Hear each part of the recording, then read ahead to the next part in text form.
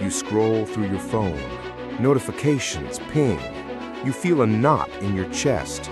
The urge to perform, succeed, be seen.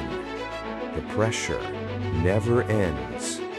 But what if I told you that this pressure doesn't come from others, that it's not just about needing validation, but about being shaped by hidden systems? Two radical thinkers, Byung-Chul Han and Paul B. Preciado, have been warning us. Burnout, identity, resistance, these aren't just buzzwords. They are the signs of a deep crisis in who we believe we are and who we are allowed to become. Stay with me. By the end of this video, you'll see not just what's wrong with modern life, but what you can do about it. Section 1. Modern Pressure and Burnout with Han, the Achievement Society. Byung-Chul Han's Burnout Society argues that today's world has shifted from disciplinary power to what he calls Achievement Society. In the old world, you obeyed external rules, factories, institutions, dictators. Now, you obey yourself. You push yourself. You internalize demands. I must optimize. I must achieve. I cannot fail. This shift has consequences: depression, anxiety, attention disorders, exhaustion. These aren't problems of individuals alone. They're symptoms of a society shaped by constant performance. The demand is always, yes, we can. Everything is possible. But in making everything possible, we become overwhelmed. Han describes this as excess of positivity, where negativity, rest, failure, even boredom are shameful. Let's look at how this principle plays out in your life. Social media likes, endless notifications, comparing yourself with curated success stories. Every photo, every post, every achievement becomes a measure. You are both the subject and the judge. You are competing not only with others, but with a version of yourself you believe you must become. Section 2. The shadow of hyperattention and loss of reflection. Han introduces the idea of hyperattention, not deep focus, but the fractured, wandering attention that can't stand still. Boredom becomes unbearable, silence unthinkable.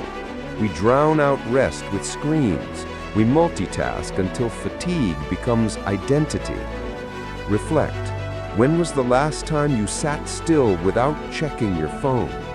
When did you allow yourself to not be productive? This loss is more than personal, it's cultural.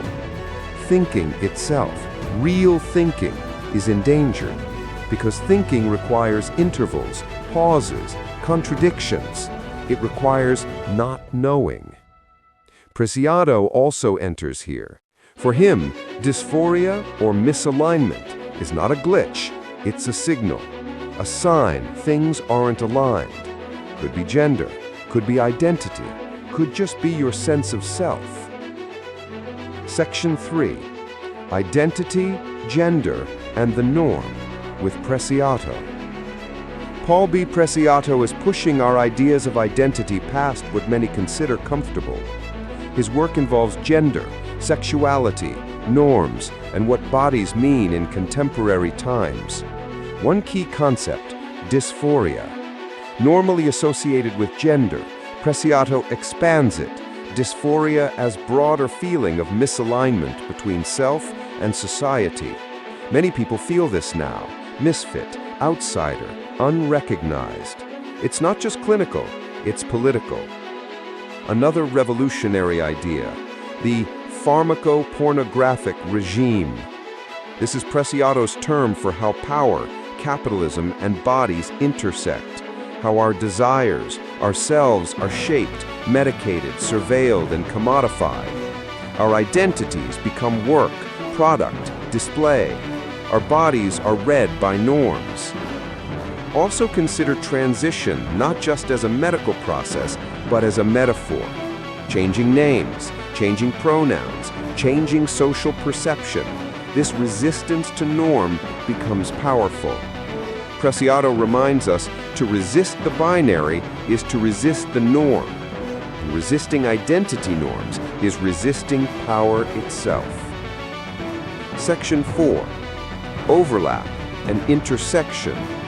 Shared crisis of modern life.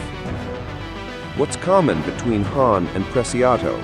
Let's map it. Both see modern society as demanding productivity, compliance, and efficiency, not through force, but through internalization. Both argue that norms about performance, identity, gender are invisible but powerful. The result is alienation, anxiety, shame. Shame for failing, shame for being different. When you push performance so hard, you push people who don't fit the mold into invisibility. The overlap between burnout and identity crisis is growing. People who are always striving can also be those who are silenced, misrecognized, or misgendered. Let this sink.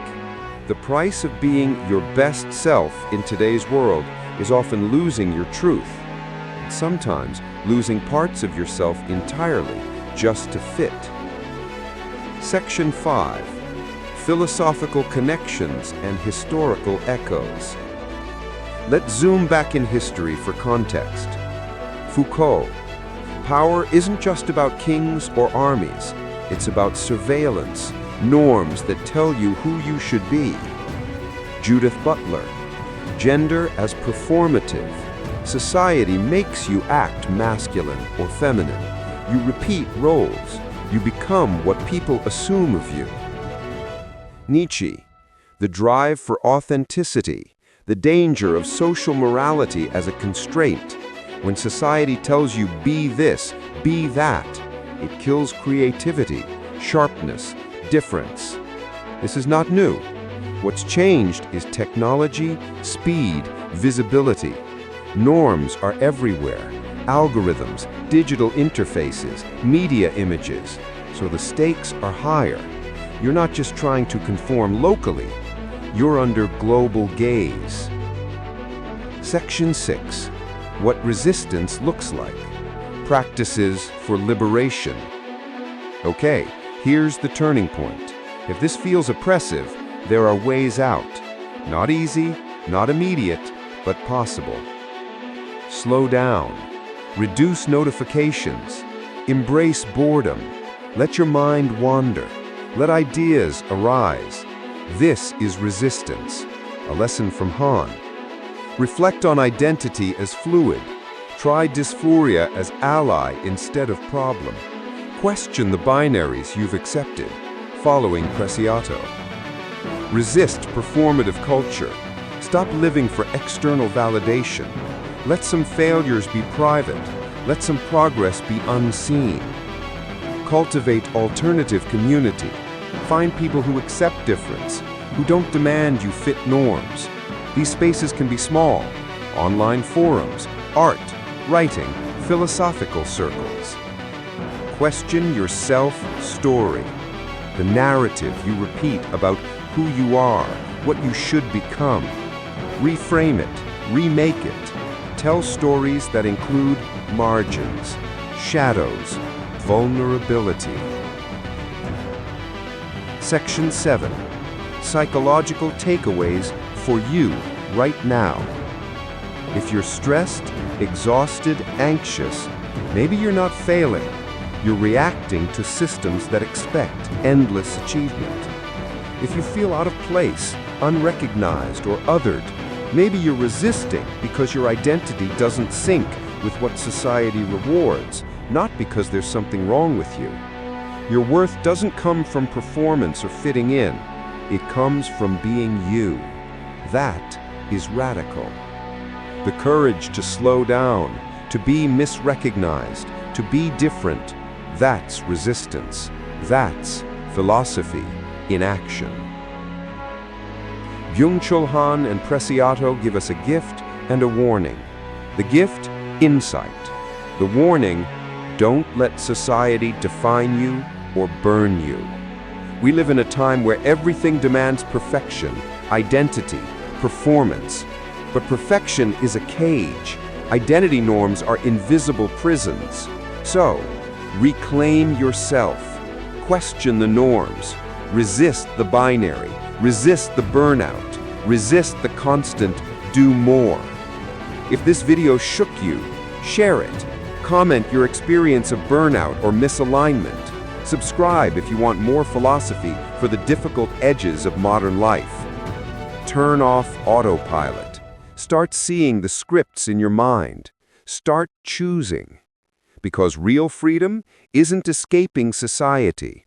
It's transforming it and yourself with integrity.